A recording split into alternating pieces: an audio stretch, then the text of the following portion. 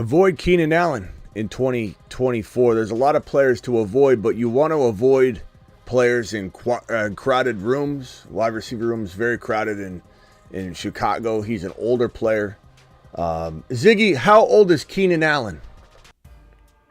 Keenan Allen is 32 years old and was born on April 27, 1992. 32 years old. Ziggy off. 32 years old. Older wide receiver, aging wide receiver, injury-prone wide receiver in a crowded wide receiver room with a rookie quarterback. This is one of the biggest avoids in all of fantasy football. There are other players to consider. Is DJ Moore also an avoid given his cost of entry? Is even a Nico Collins somebody you don't want to say a bust, right? But is that somebody, are we avoiding players in round 2 that are just getting shoved up into the round 2 territory because of their position? We're going to talk about that and more. The Fantasy Football Show, this news edition, the breaking news edition, the Monday through Friday, 8 p.m. Eastern, every single Monday through Friday edition begins right now. File on in and hit that like button. Wipe your feet at the front door. Live from the FantasyFootballShow.com studios. It's the Fantasy Football Show. Live! Monday through Friday, 8 p.m. Eastern. Smitty is also live whenever news breaks. From the FantasyFootballShow.com news desk, here is your breaking news. A lot of bust candidates for 2024 to consider, and the way I attack this is the way I've always attacked it. I know some people, view this stuff, hey, avoid bust predictions, dangerous game. Injuries is a dangerous game. You can't predict injuries.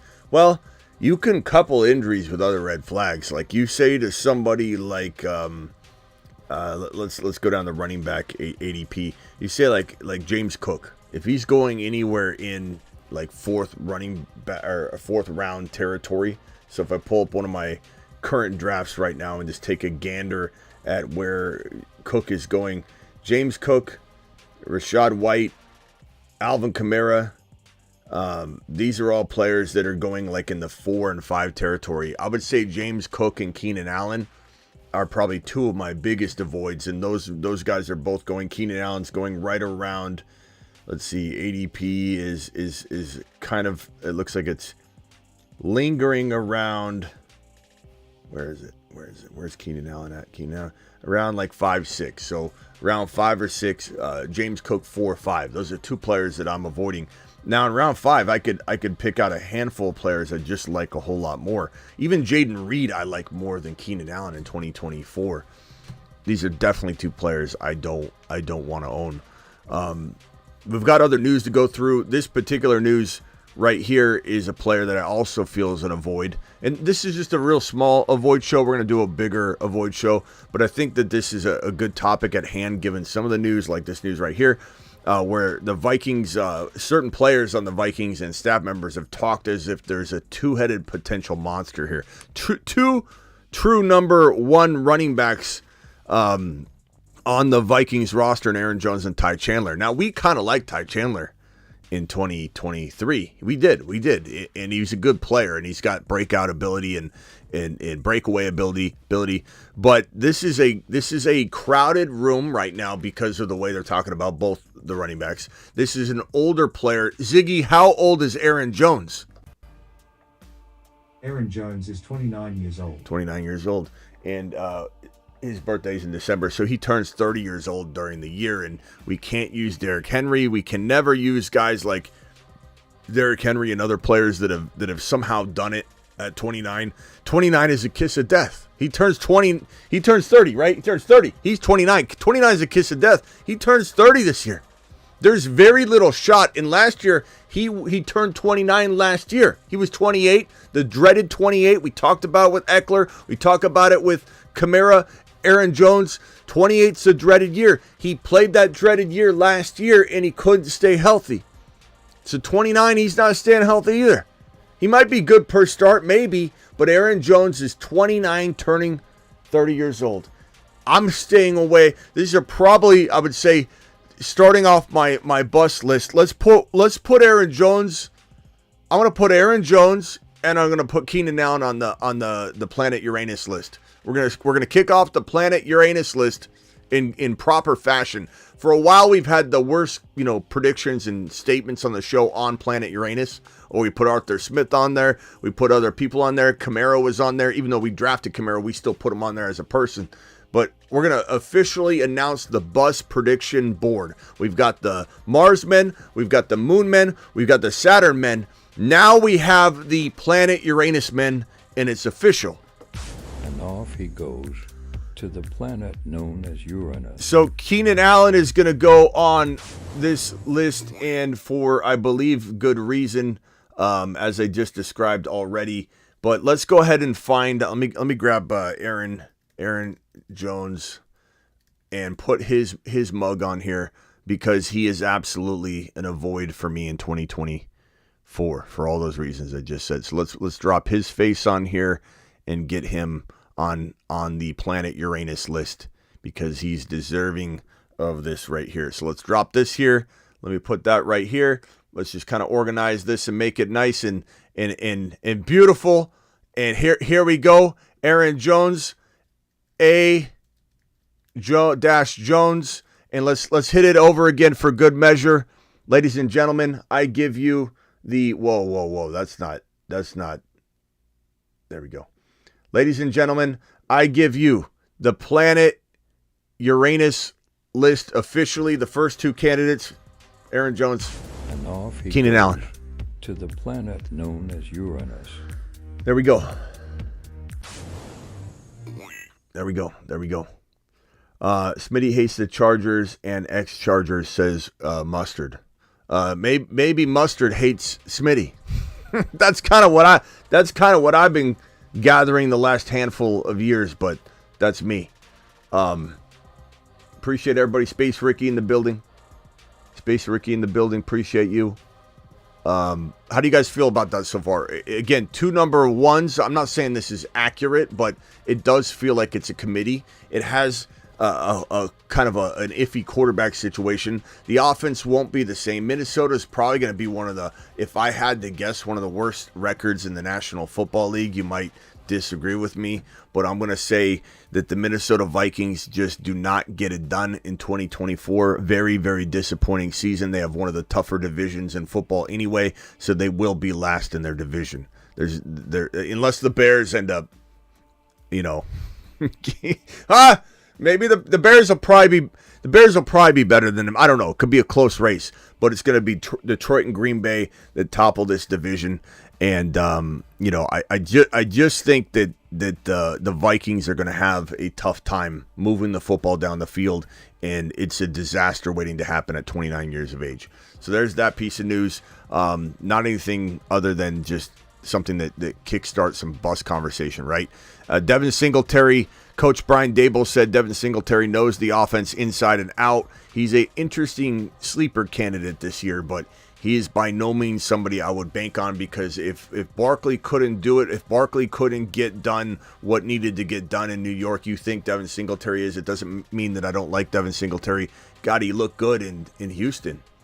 And we know that Buffalo misuses their RBs, and clearly both Zach Moss and Devin Singletary, once they left Buffalo, did very good, and that's why we love Zach Moss in Cincinnati. He's a big-time sleeper candidate this year. He might even make the Moon Man list. We still got a couple of spots. I wouldn't be shocked if I put Zach Moss on the Moon Man list. Why not? But, Devin Singletary's hard to trust in that situation. We got a couple of super chats coming in. Just Sherman dropping one. That boy, I think, just dropped one as well. Just Sherman, appreciate you. That boy, appreciate you. 2 supers coming in hot from the jump. Can you explain the idea behind stacking skill players on the same team in best ball? Dotson, McLaurin, McBride, Marvelous Marvin, go Cardinals. I am one person that will tell you, I don't think there's a lot of content creators out there, best ball content creators or fantasy football content creators for that matter, that will come out and tell you to not oversaturate this, stacking concept on all your rosters, that everybody and their mother's doing it. So at some point, it's going to be, in my opinion, a year from today when people start analyzing things, or 2 years from today, you're going to have a very trendy direction of people going against the grain. And I'm not saying anti-stacking will be the terminology, but it might be something to that tune, and people will start asking the question of, if everybody's going right and I go left, what openings and advantages can I find? Now, I'm going to tell you that I'm still stacking, but I'm chewing gum and walking at the same time. I think when people tell you you can't win if you draft a naked Jamar Chase, meaning you draft Jamar Chase without Joe Burrow. Like, you can't win that because you have too many things you got to get right. That's ridiculous thinking. It's the odds are greater if this thing happens and that thing happens, and you have two players on the same team and they have an absolutely amazing Week 17 matchup. There's all kinds of things to take into account, but there's very much a world where Jalen Hurts, a quarterback that scored in the top 6 11 times last year out of 17 weeks, 11 times he was a top 6 quarterback, that if you draft Jalen Hurts and you have Jamar Chase, you have a better team. I'm drafting that instead of Joe Burrow, as much as I like Joe Burrow. Like, people overdo this thing, bro. But when you can chew gum and walk at the same time, and you can say, hey, that's a stack, but I can get that, and I'm getting the best player available, you start to become a master at it. You start to draft Hollywood Brown with Mahomes. You start to figure out how to draft Keon Coleman with Josh Allen without reaching. You find out how to cuff certain situations like Ricky Pearsall and Debo. Then you have that number one wide receiver pretty much at all times, no matter what, right? If Debo goes down, Ricky Pearsall probably going to have a pretty damn good year. There's creative ways to stack, and there's also ways to overdo it. I don't like stacking Dotson and McLaurin all the time unless I have a team that's actually built very, very well to say, hey, this is my wide receiver 3. No matter what, someone's going to pop. It's great. So it can be good. It's just case by case. What's your team build? It's too big of a conversation to explain it in one sitting, not to mention I got to look at your team. I got to look at your situation. Who's on the board? There's so many ways to explain it, and that's why I think when someone says in general to stack, it can be a very misleading and very non-productive conversation and way to take your team. Just Sherman, I ended up trading Chase, Brown, and 2 fourths for a 2.4 so I could get Penix and Bennett and Benson now with my team that we talked about. That is a fantastic move. That's exactly what I said when I emailed you just a minute ago. He ordered a phone call, by the way. Appreciate you ordering a phone call. And I follow up sometimes with emails, or in this case, we decided to do it that way. So if anybody wants to order a phone call and have a little bit of advice, go to thefantasyfootballshow.com. Get 10% off using code DRAFT. And Just Sherman, appreciate you ordering that phone call.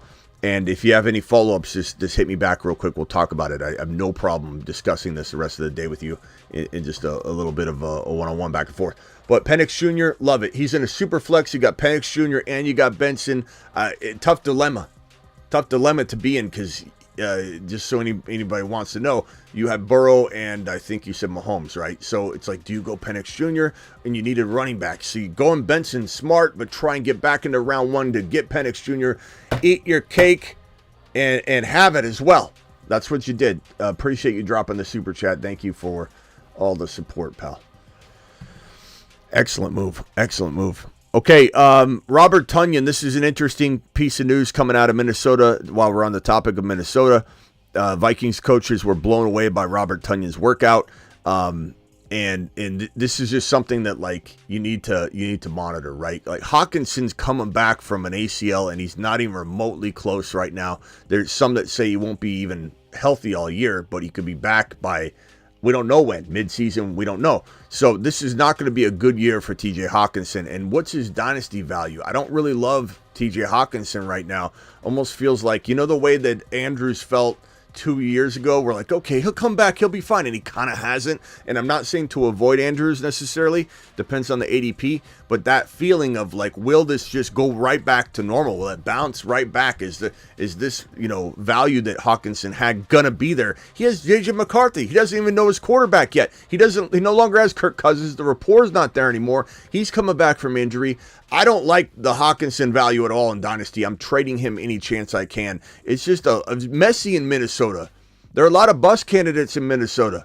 They can't sustain, I believe, with the quarterback situation. Now, maybe Darnold comes out and pulls a Baker Mayfield. Remember, I was not too high on Baker walking into 2023. I admit that, and I was wrong on that. Baker did very, very well. This could be a Sam Darnold looks like Baker Mayfield resurgence, and it's not fantasy football QB friendly. Like, we're not starting Baker Mayfield in 1 QB leagues, and we barely want to in 2 QB leagues.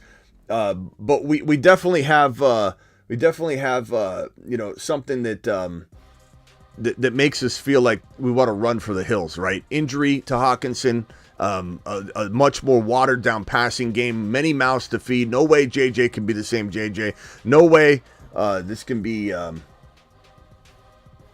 organized team activities practices held. What is this going on? Lions admit they violated player work rules pertaining to on the field physical contact pursuant to the collective bargaining agreement, and they will forfeit their Monday, June 10 practice.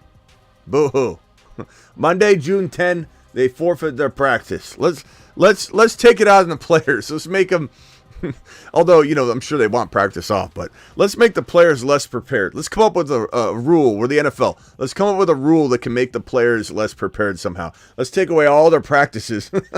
Let's not find the team. Let's just take it out on the players or whatever. One practice ain't a big deal, and it probably, like I said, will be looked at as a good thing for the players, but that is a funny way to look at it as the NFL. Let me drag that piece of news on screen. This just came by through Adam Schefter right now, breaking news that the Lions admitted violating violating player work rules pertaining to on-field physical contact pursuant to the collective bargaining agreement. The NFL, just leave it to the NFL. Let's go to Brazil. Hey, by the way, I want to correct something yesterday. Not correct something because we're reporting what Josh Jacobs said, but Josh Jacobs said that the reason he was told that the team couldn't wear green was because of gang-related concerns. The NFL shot that down. Now, I'm not necessarily saying there isn't something there, like they also worry about that or something, but the NFL came out and said that's not true. I don't know where Josh Jacobs got it. Josh Jacobs also told a narrative about being in armored cars driving around. A lot of people from Brazil took really, they were unkind to your boy about that, saying that this is all cap. And look, how do I know? How do I know? Josh Jacobs is the one saying he was told that, but apparently it isn't true, according to the NFL. And there isn't as big of a concern in Brazil. Doesn't change my stance on not wanting overseas games. I don't want overseas games. I don't like it. I'll admit it. I'm not ashamed or worried about what someone's going to think of me, and especially my overseas people. I love you. I'm not trying to drive any of you away. In fact, we're trying to be like Prestige Worldwide and just go national. We're trying to go worldwide. This is Prestige Worldwide. Boats and footballs. We don't need to contain ourselves to the United States. We're all over, by the way. We got Charles T over in Germany. We've got people in Britain. We got people all over the place. Australia, tons of Australian people watching this channel. They know I mean well when I say this, but I don't care about these overseas games, because why do I want to wake up at 6 a.m. West Coast time? Wake up at 6 a.m. and find out it's halftime because I'm up too late doing start bench advice with you guys till 2, 3 a.m. in the morning. I got to get some sleep, and I got to go live beforehand, do a Q&A session before the game start, and I have to get up at 6 something a.m., look at my phone and see it's halftime, and the score's 7-3 because the two teams are putting out a Shiat product because they're tired from traveling. How does that help me? How does that help you? How does that help anybody? If you're going to go overseas, goodness gracious, make the time of the game inconvenience the location instead of the fan base that's been sitting here forever. I know it's all about money. Where are we at here? Thank you, Schefter, for interrupting the show. We got 2 super chats here. Adam M says, "Hey Smitty, my sis is pregnant. I'm gonna be a dad." That's unfortunate, Adam. I guess congratulations. I don't know. Whatever, however that makes you feel. Congrats, Adam. Okay, I'm on. Let's see here. I'm on. Who wins this trade in Dynasty? Swift and third for Lad McConkey. I'd probably take Ladd McConkey. Give me the long-term value. I don't think Swift has a ton of long-term value, bro. I don't think he has a ton. I just think Swift is on borrowed time, essentially. Okay, Bucky Irving, speaking last month, Bucks OC, talking about this kid, giving him praise, 4th-round rookie, running back, his ability to burst and accelerate. He had a pretty, he wasn't, I guess, accepted as a very speedy guy in some of his drills and metrics, though. But this is not good that Rachaad White struggled between the tackles and you have them talking about loving his burst and maybe wanting to get him acceleration through the hole. The last thing you want to hear is they're excited about him doing what Rachaad White didn't do all of last year. Rachaad White was fantastic last year. He was fantastic. And if you look at his rushing between the tackles, though, it was not very good. So there is an opportunity for somebody to come in and say, let me try, mix me in, and if I do better, then they'll replace him. So don't think Rachaad White, not in the passing game necessarily. Rachaad White's one of the good ones in terms of the passing environment. But I don't know. I think Space Ricky says Josh Jacobs comes to mind for BUSTS. Not for me, bro. Not in that Green Bay offense. I think he's going to be great. There's some injury risk, I suppose, but Bucky Irving, I'd say, like, I'm not super highly invested. You could cuff him to Rachaad White to really safeguard yourself. That's probably the answer. And maybe when we get over here to this cuff board and we start saying, where are we putting Rachaad White and Bucky Irving? It does seem like it's relevant now. It does seem like a combo we need to throw up on here, given the fact that, you know, if you draft Rachaad White, you are protecting yourself. We'll figure out where to slot that in, because it definitely feels like it's needed at this point. All right, let's go. I'm doing an ADP ranking show, everybody. That should be up by tomorrow or later tonight. I'm not sure, depending if I go live tonight. I think I might go live tonight. I'm not positive. If I don't, hopefully I'll have an ADP premiere show for you guys later tonight, or that drops tomorrow. Probably tonight, though, I would think. All right, let me get back to the news real quickly. Appreciate all my super chatters. Thanks for dropping the supers. For those that missed this yesterday, it was yesterday or the day before, I forget which one. My days run together. Jalen Hurts, 95% of the Eagles' offense is brand new. You could look at this as a negative, but I'm looking at it as a positive. I'm looking at it from the perspective that Kellen Moore was a top 5 or 6 offense for almost every single season he was in Dallas. We're talking about one of the best, you could say, offensive schemes in football, proven by years and years. I don't care how you feel about what he did in LAC, where he admittedly failed, but everybody's been failing there, and we may not see success there this year. And then we got to turn and look at the organization as a whole too, and say what's wrong with this picture. But Jalen Hurts is getting a very good scheme master in Kellen Moore. And yeah, maybe he's learning a new offense. Maybe some of it's new, but Jalen Hurts is very astute. Jalen Hurts is very smart, and every single piece of this offense is going to be phenomenal from top to bottom. We're talking about the 2 wide receivers been paid. They're happy. The running back, Saquon Barkley, finally has one of the best offensive lines in football. We've never seen him run behind a good offensive line. He's going to live in the red zone. How much brotherly shove do we see if 95% of the offense is different?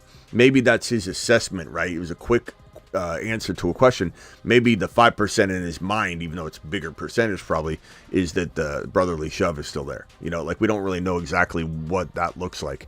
But 13-month membership. Smitty, Gibbs 3rd or Achane 6th round carry over PPR. I'd probably say give me Gibbs and then redraft Achane, because you could still get him what looks like 3rd round value right now. So I'd rather have that Gibbs 1st round player in round 3 and then go get Achane again. I love both of them. They're both fantastic. You could argue either side. I mean, really, that's great value at the end of the day. So fantastic job. Rockout says Smitty is the GOAT. He'll punch you in the throat. Thank you, Rockout. Appreciate you for dropping the $2 wad. My boy Rockout, Mars man extraordinaire. Deckard coming in with a $20 holler. Deckard to the freaking moon. Alert. Super chat alert.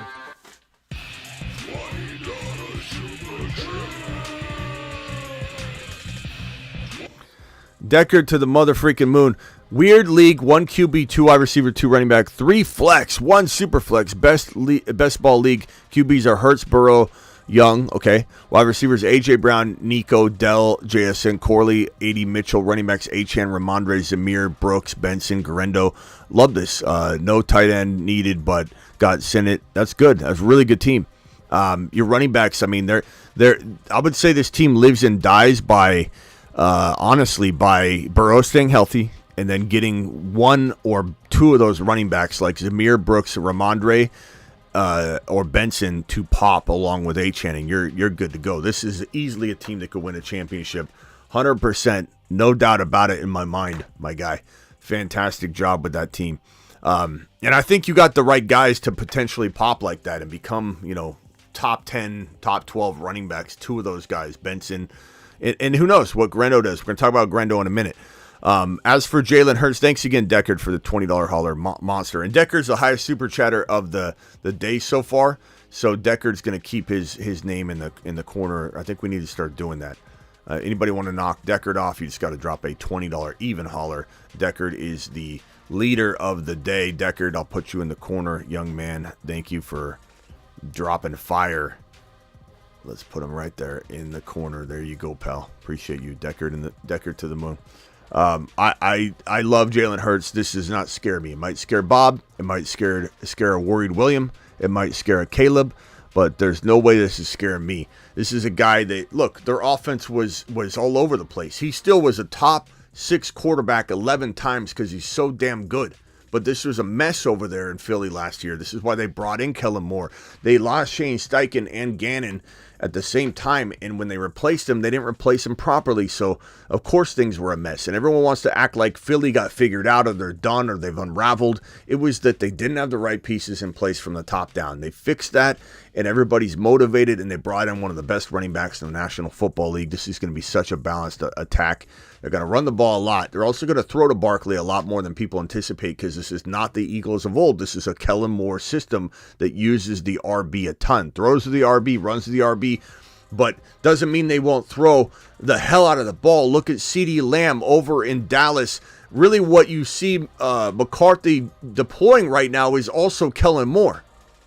Like when Kellen Moore left, McCarthy tried to convert the offense. Remember the phrase, I want to run the damn ball, right? Remember that? And we thought, okay, great, but we don't want CeeDee Lamb's relationship with the football to change, and it did.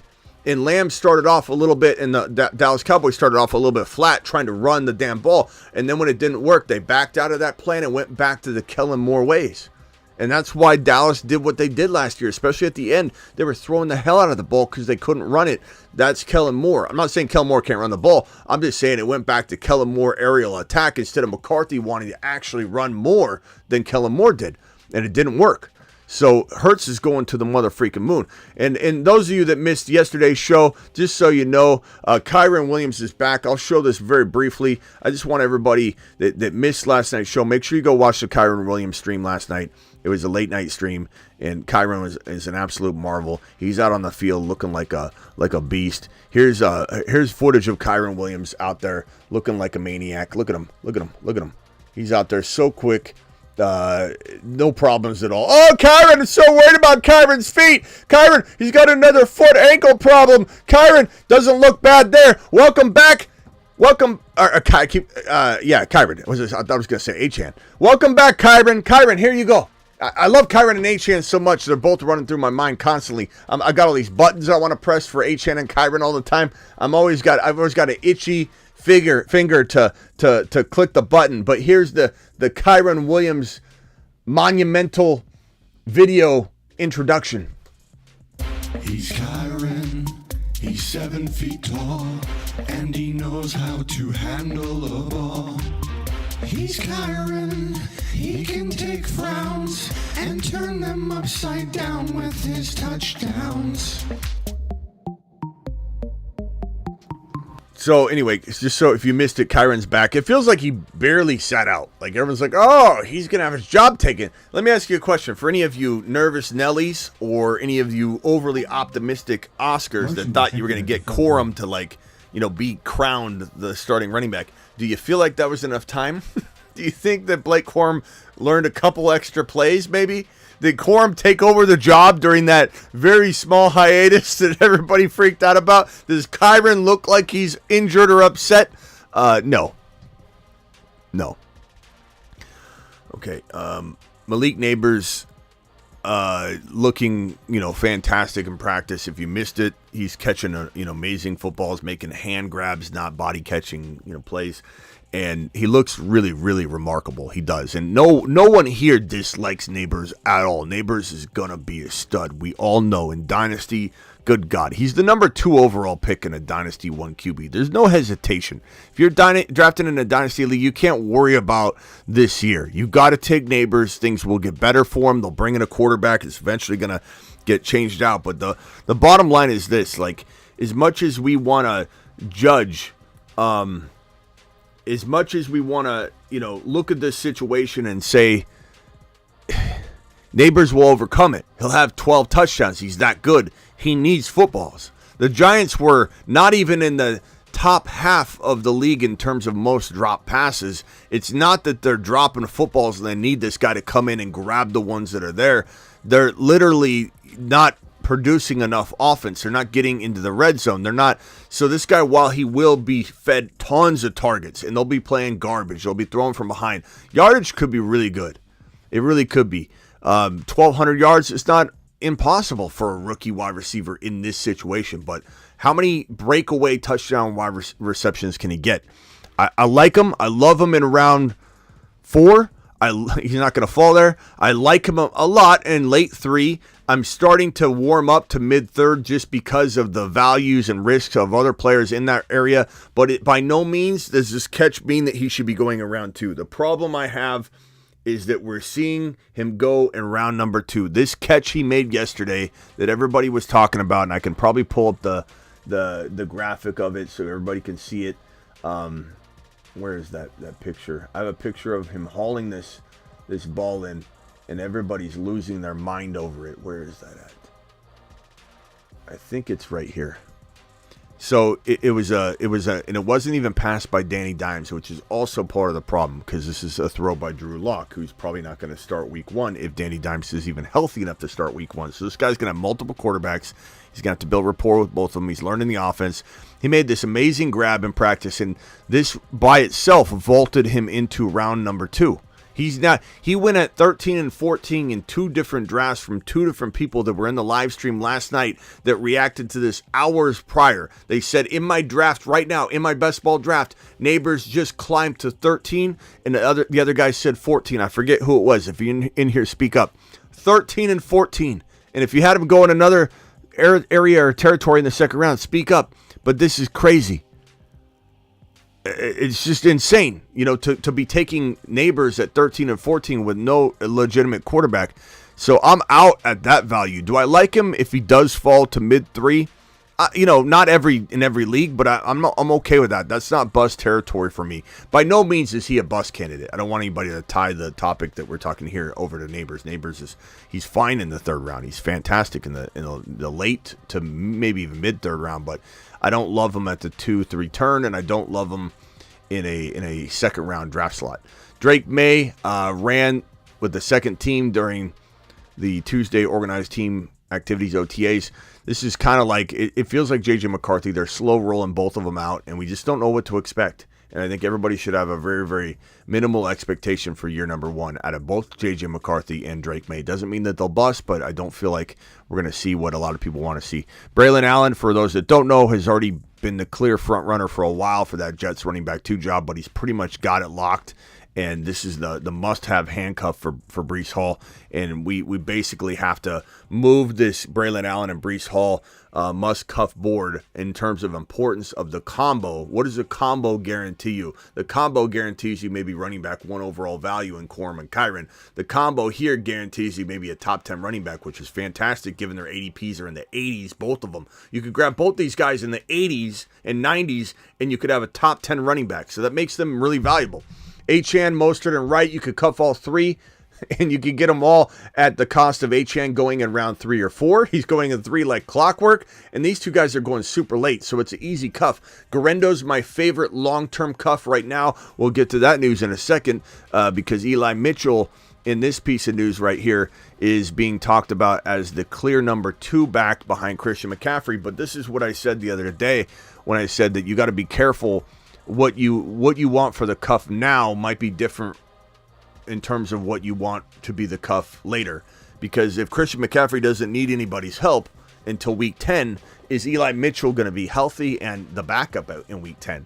So it's a fine line to walk to be like, who do I grab? The likely future handcuff in Guarendo, or the cuff that's the cuff now that I don't like as much? It's very injury prone. Mitchell and Mason both won't be retained after next year. There's no way, I don't think they're, unless Mitchell has a fantastic next month or two and McCaffrey gets banged up and they just need to rely on the veteran versus a rookie. I don't see the Niners giving him any sort of extension, and Mason as well. So that means that Guarendo is the future handcuff and sole running back that the Niners will rely upon in 2025 behind Christian McCaffrey. So that tells me the investment is in getting Guarendo ready so that he's ready to rumble next year, not stumbling and falling and trying to get up to speed, right? So Guarendo getting up to speed at some point will be an objective, I think, for Kyle Shanahan, and that's why I preemptively like Guarendo more, but it's something to keep in mind. And if you do draft Christian McCaffrey, look, you know, you're gonna take that gamble, so to speak, to get the upside, because the upside's huge, but the gamble is still there at 28 years old. You got to almost consider, is your league big enough to grab all 3 of them? Can you taxi squad Guarendo, and then it becomes a very easy situation to cuff? You draft Eli Mitchell, you draft Guarendo, you taxi squad them, and it just depends on your league and what's possible in your particular league. Guarendo is a guy that I absolutely love. And when this is just a clipping of when they drafted or signed him to a contract, they signed him to a 4-year deal, so that's actually official. But Guarendo is such an amazing player. He runs a 4.33 40. He's 6 foot, 221 pounds. He's a monster. His metrics are off the chart. Basically, had some kind of sporadic production. Had about 800 yards and I think like 10 rushing touchdowns, if I remember correctly, in his final year in college. But this is a kid that, out of Louisville, that is a very, very much a sleeping giant in a system that makes anybody great, as long as you've got some talent. And he certainly does. He's huge, 6 foot, 220, and runs a 4.33. So that's my long-term projection cuff for McCaffrey, despite what the news says today. So it's kind of good that news came out so we could address that and talk about it. That is all of the news, and we can continue the bus conversation on the phone line. I'd prefer if we try and stay on bus candidates today to stay with the show theme. I don't mind helping people along the way with something else, but if you call into the phone line, please have a bus question at least to kick off your phone call, or we'll hang up on you. So dial in. Call into the show. Call into the show.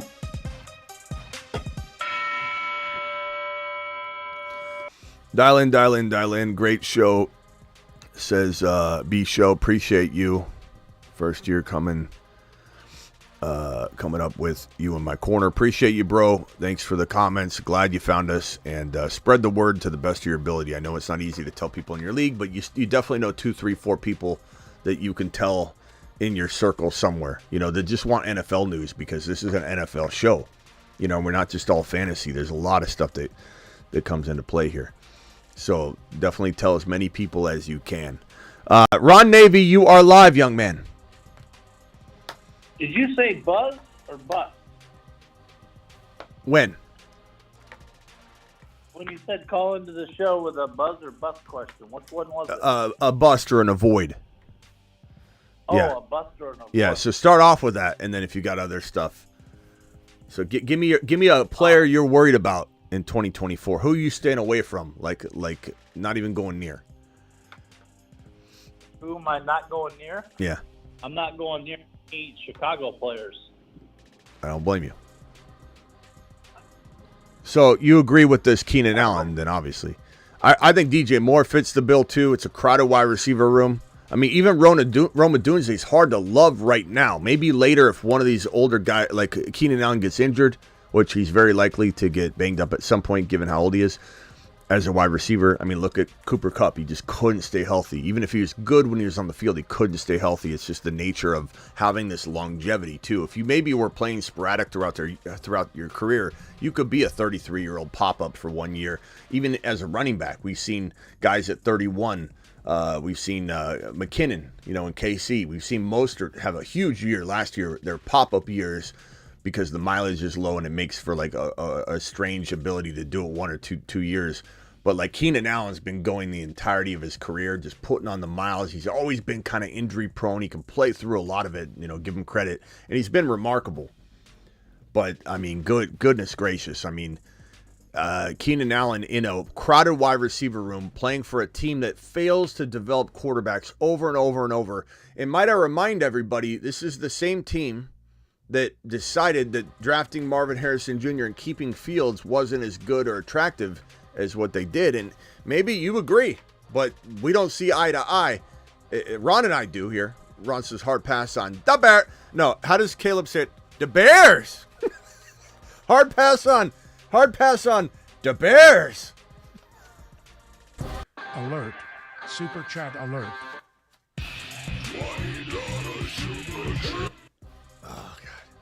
Ron, thanks for the $20 hauler. Appreciate you. You and Deckard have the high super chats of the day with the $20 haulers. Superfish, actually, I'm sorry. You guys are $19.99. Superfish just came in with a 20 even and says, get off the screen. Get off. Superfish ain't playing. Superfish says the ADPs are so undervaluing some Dolphins offensive players. I could get behind that. This year, you all know why they went, all the way in 1972, winning Super Bowl 7 and 8 because they lost so badly in Super Bowl 6. There's a lot of that mentality in this year's Dolphins, says Superfish. Look, I'll say this. I think that if any team made this smart move, Ron Steelers, I hate to glaze the Steelers right now with Ron on the line, but they're the only team that said, give me Fields. Let's secure up our QB room like the Falcons did in the draft. Like, this is such a smart move in today's NFL. It's what the Jets should have done. The Jets should have went and got Justin Fields. I know it would have put some weird pressure on Aaron Rodgers, but good God. I mean, what a move. And this is a move that if the Dolphins had got Justin Fields, I would have felt like they could be a sneaky Super Bowl appearing team. I'm not saying Tua can't do it. I certainly have some mixed feelings about his weight right now. The fact that he's coming in so much underweight, and given that, like, it's one thing to be, slippery, get out of the pocket, a collapsing pocket, and have the ability to evade. But I think when you worry about getting slung down to the ground, and pulled down, and he looks like a twig, even though he still weighs more than Lamar Jackson, you could easily pull this guy to the ground a lot easier, and that kind of concerns me. So my concern with Miami, Superfish, is not that you don't have the team that can go all the way. Not necessarily win the championship, but like, let's say get to a championship game. I don't think, in my opinion, I don't think the Dolphins, win the conference, but you could be in the conference championship if everybody stays healthy.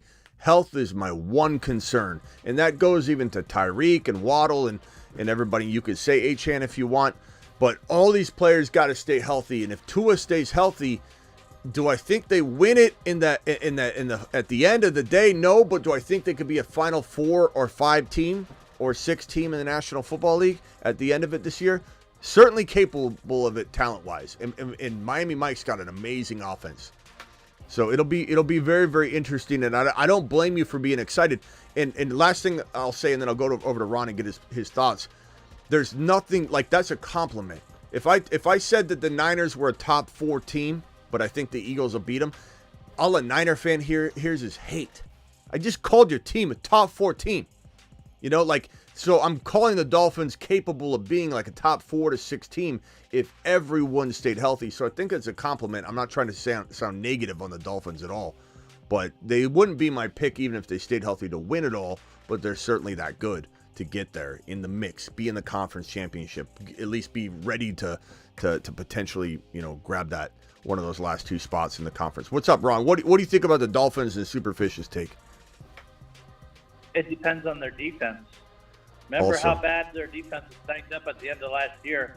So if their defense can stay healthy, I think they have a better shot. Yeah, that's definitely going to be another component. But health in general is truly, I think, the sticking point. And having your quarterback be a big concern for me still, and not.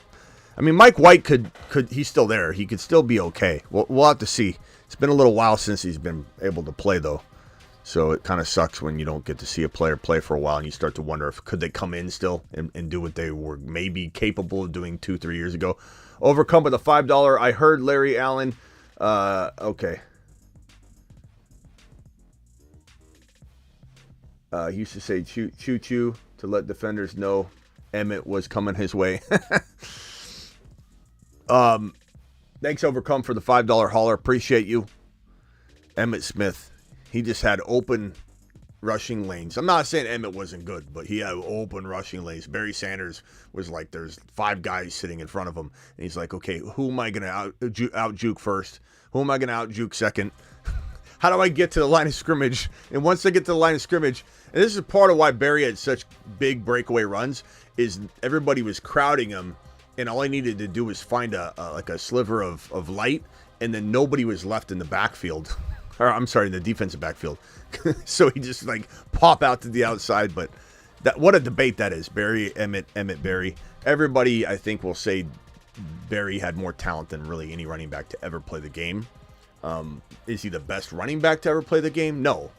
Some would argue no. Some would argue yes. But does he have the stats to prove that? No. I mean, he retired early. But was he the most physically gifted running back we've ever seen hit a football field? I would say yes, physically gifted. That guy, there's just nobody that could ever, if you didn't watch him play, and I watched him play, Ron's watched him play, like we watched games of Barry Sanders playing football, and the way he would cut, you tear an ACL watching. In today's NFL, you tear your own ACL just watching Barry Sanders run. That's true. I mean, that guy was unbelievable. I don't know how he didn't tear his ACL.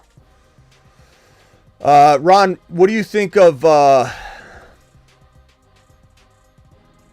other piece of news? Oh, I was going to ask you about Nabers. What do you think of Nabers?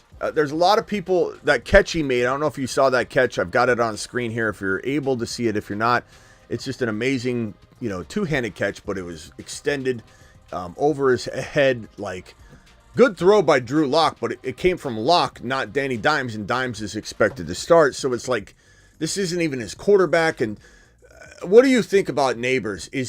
Round 2 is way too high, right? That expectation in New York is, he can't meet that, right? Is it? You forgot when I drafted him in best ball in round 2. How'd you feel about that? Did you look at your team later and go, yeah, I don't know, it's a little early. Can he get more than 5 or 6 touchdowns in this offense? I just don't know. He could. I mean, it doesn't really quarterback as long. He's just shown that all you got to do is get the ball in his vicinity, and he's one of those ones that can go up and get it. He has great hand skills. So I don't think the quarterback limits him. We'll see.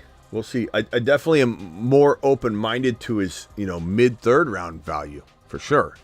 But I don't know that I can get behind this guy. He went 14 and 13 overall in 2 drafts last night that people were reporting back. And that was 2, 3, 4 hours old, this picture, this news. This happened that afternoon. And when we did the 8 p.m. show and we were about an hour and a half into it, we had people reporting that in their current draft, he went 12 and 13 overall. That's not sustainable, I think, in this situation. I agree with you. There's maybe more ability there to overcome. And it's shining right away, which is good. People are calling him Odell Beckham Jr., that kind of practice, that kind of rookie year, that kind of everything. But, can he really overcome and get 12 or 13 overall value? I just think it's a disaster waiting to happen. I don't want to call him a bust but I would say avoid at 12, avoid at 13. I'm not going near Nabers there. I just can't. Here's the thing. Is fantasy-wise, we'd love to get Nabers lower because his value, if he has a really breakout season like a Tank Dell or a Puka or whatever, we get more out of him by getting him in a lower round. So it's like you said before, when their ADP goes up so high, now you're grabbing them more at their ceiling, and you need them to perform. Whereas if you get them in the third or fourth or fifth round, obviously, yeah, you don't need it. So fantasy-wise, yeah.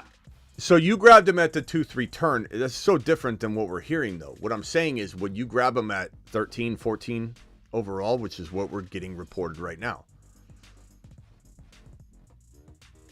It depends who's out there. 12 or 13? Ron, that's Garrett Wilson. That's Drake London. That's Marvin Harrison Jr. Garrett Wilson didn't have a great year last year either. And neither did Olave, and we were taking them around the same time period, right? So, I mean, Garrett Wilson, because what happened... He's just playing contrarian right now. I mean, he didn't have a great year because... because Aaron Rodgers... Yeah, I get it, but I'm just saying, you're going to bank on Nabers. I'm asking, are you banking on Nabers over Garrett Wilson? I think he has a possibility. But would you, Ron, would you draft it? Would you draft it in redraft? Would you draft it? Yeah, what would you do if you take Garrett Wilson and Aaron Rodgers tears his other? But you know what happens? He has the same situation that Nabers. Then he has the same situation that Nabers has. Then they're even. Then they're exactly even. Look, Garrett Wilson did as much as he could last year without a quarterback. I think if you think the Jets and the Giants will look very different, I don't think they will in terms of their passing attack. Like Zach Wilson and the Jets last year is what you'll get out of the Giants essentially this year with the rotation of, okay, he's not going to work. Put him in. And so I no way. There's no way I'm taking Nabers at 12 and 13 and 14 overall. Hold on a minute. Here's the other. Come on. Here's the other thing you got to look at, right? Is we don't like the Giants quarterback situation, right? So what do we think? They don't no longer have Barkley, right? So they don't have a lot of great receivers. So who's going to be? They're going to be behind a lot. So they got to throw the ball. So who's going to be catching that ball? So look at all the targets Nabers will probably get. Yes, but how many of them will get consumed by defenders? How many of them will hit the ground? You know, like I get the targets will be there. The conversion on those targets will be lower than we want. And like I said, 1,200 yards, 1,300 yards, certainly possible for a rookie wide receiver like Nabers.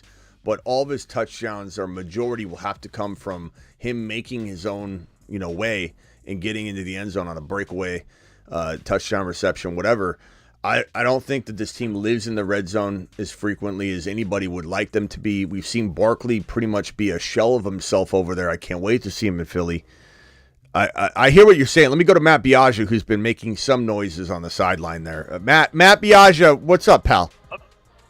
Yeah, my question is, Amari Cooper, is that guy a guy you're fading? And then I have a question after that. Well, Amari Cooper is not someone I'm fading necessarily. I don't find myself drafting a ton of them, but it's not because I'm telling everybody avoid him.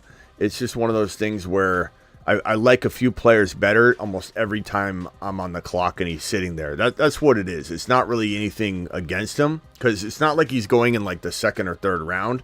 His ADP is pretty reasonable. Like we even pulled it up the other day. It's in the 45 overall, which is wide receiver 29. He might even be climbing a little bit, but that's ahead of Keenan Allen, McLaurin, Christian Kirk. Those guys are right below him, and that makes sense. But do I like Hollywood Brown right now a little bit more than him? And he's like 4 wide receiver spots down. I do. I think the rapport between Mahomes and the offense is amazing. Jaden Reed, I kind of like Jaden Reed a little bit more than Amari Cooper this year.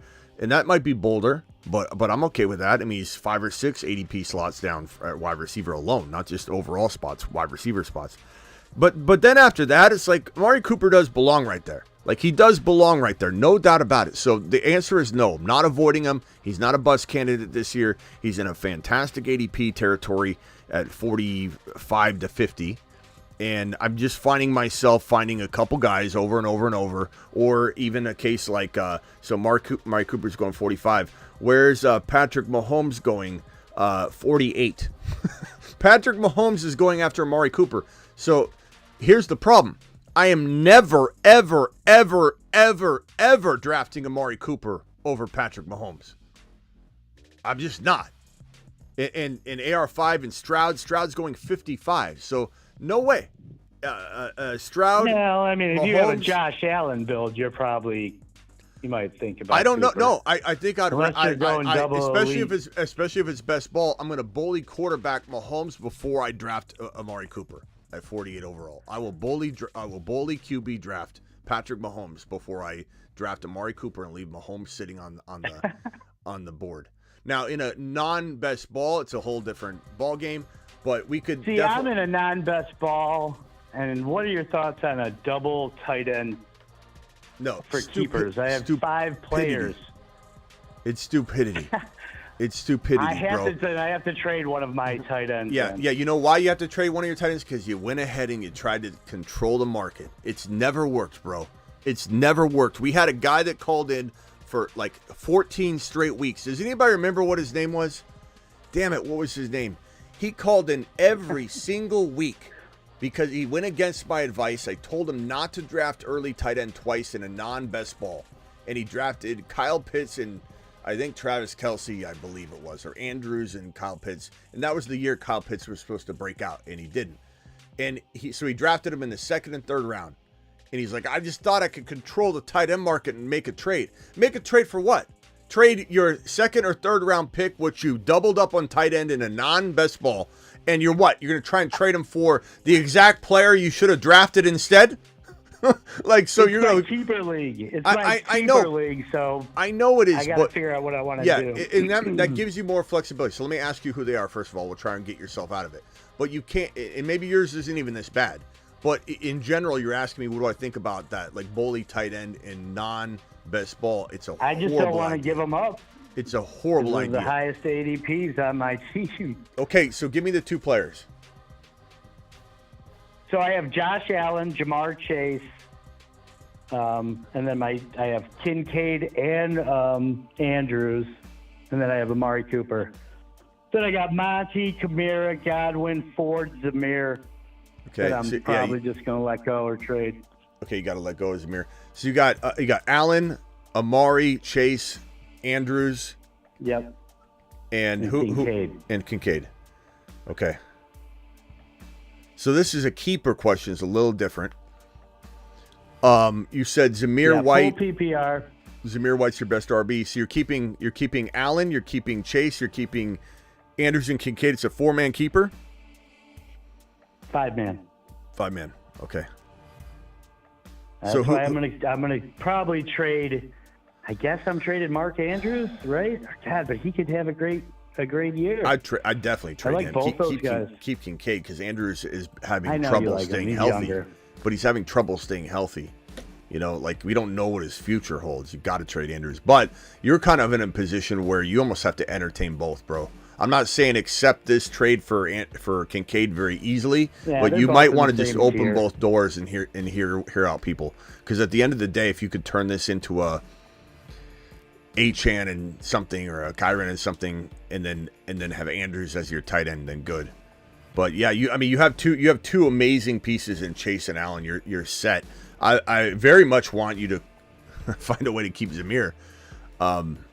So yeah, trade away Andrews if you can. Candidates to trade Andrews away in a dynasty. I mean, damn, bro. You could go after a receiver. You could even go after an older wide receiver potentially that you think could help you win right now. You know, like, and just understand the fact that, like, especially if you're following this channel and you're picking up guys that we're recommending and all that, and you accumulate a team that gives you many options at the end of the day, this player you're trading for doesn't have to be keeper value. He could be a veteran that someone's selling because they're worried about the long-term value. They want to get younger with their keepers, and you don't have to necessarily worry about that. You're going to have hopefully the next Kyren Williams on your roster that makes your decision very complicated. So you might even want to trade Andrews away for one of those older players that people are trying to get rid of, like a Cooper Kupp or a player like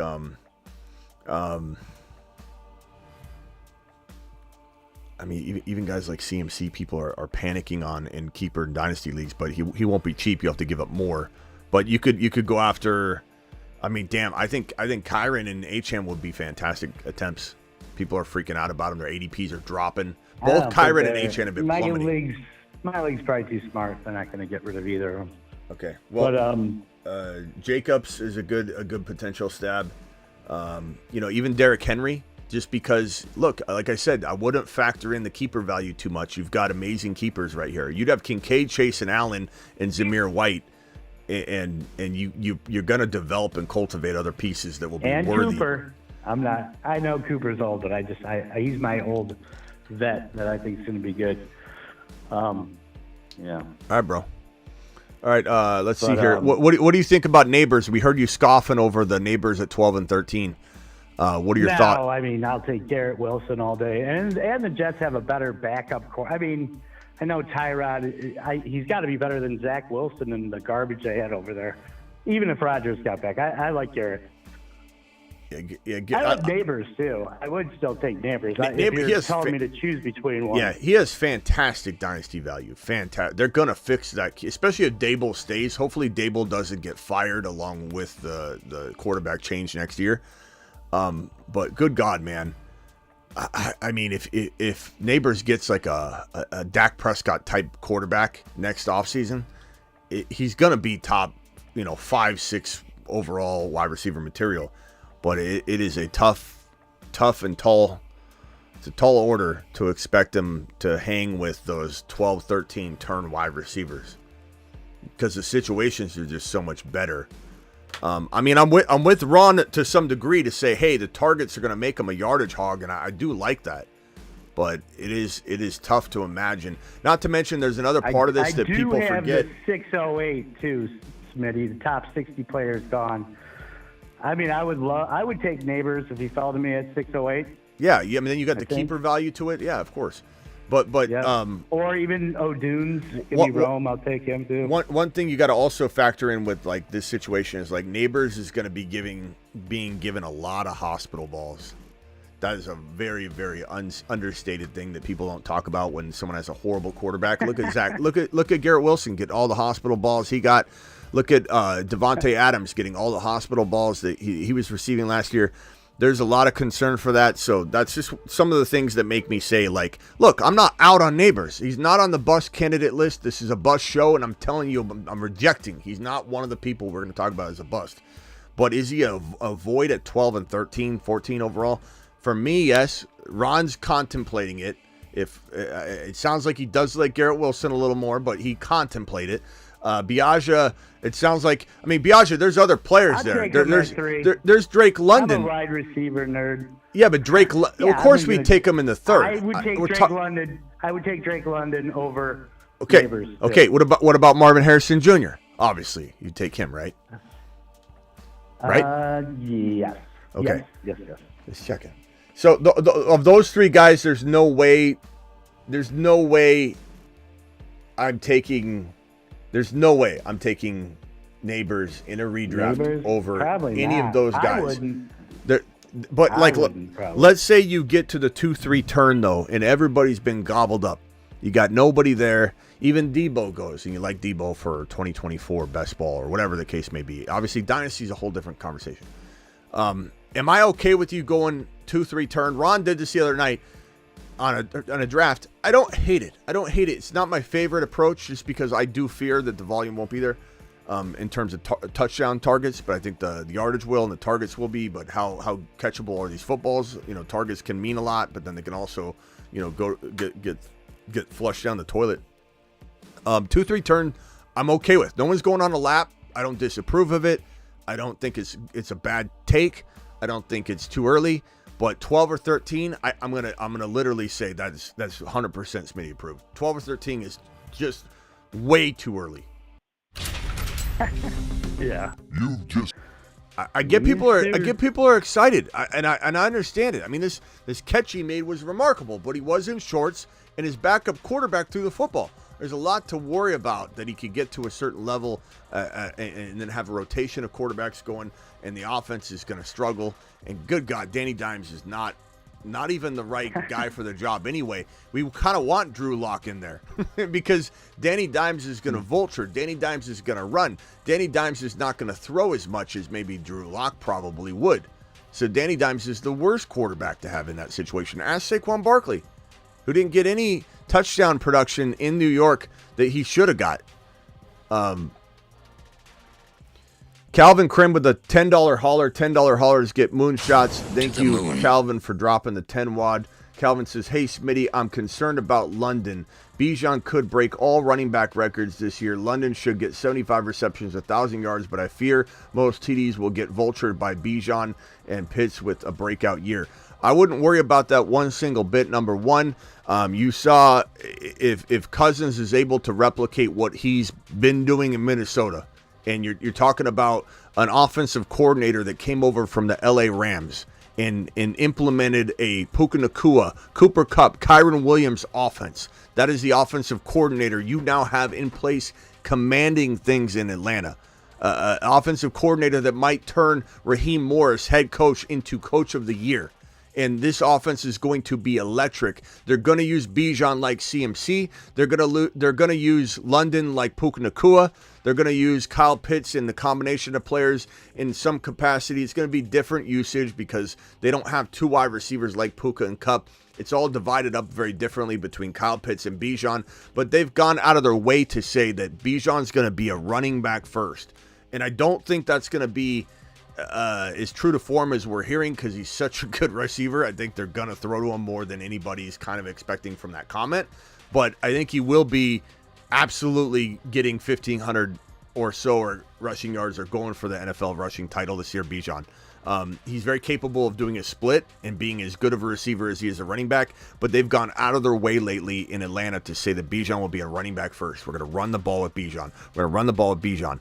But you know Cousins and Penix Jr. can open up the offense. They can gunsling, bro. There's no concern about London getting 90 receptions for 1,200 plus yards and 10 plus scores. That like Cousins and Penix, whoever's starting, or the combination of the two, 17 starts between the two quarterbacks. There's no way they can't give Kyle Pitts 6, 7, 8, or let's call it 8 touchdowns. London 10. That's 16 to 18 touchdowns just between those two guys. And all you got to do is sprinkle the rest around with Bijan getting 2, 3, 4. And like, bro, you're not even at a high touchdown total at all. You think Kirk Cousins or Penix Jr., whichever one's in there, the combination of the two, whatever, however you want to look at this, can't throw for 30 touchdown passes? You don't think they're going to be close to 30? You got plenty of touchdowns to go around. London will be an absolute monster. He's the best, one of the best, if not the best, contested catch receiver in the National Football League.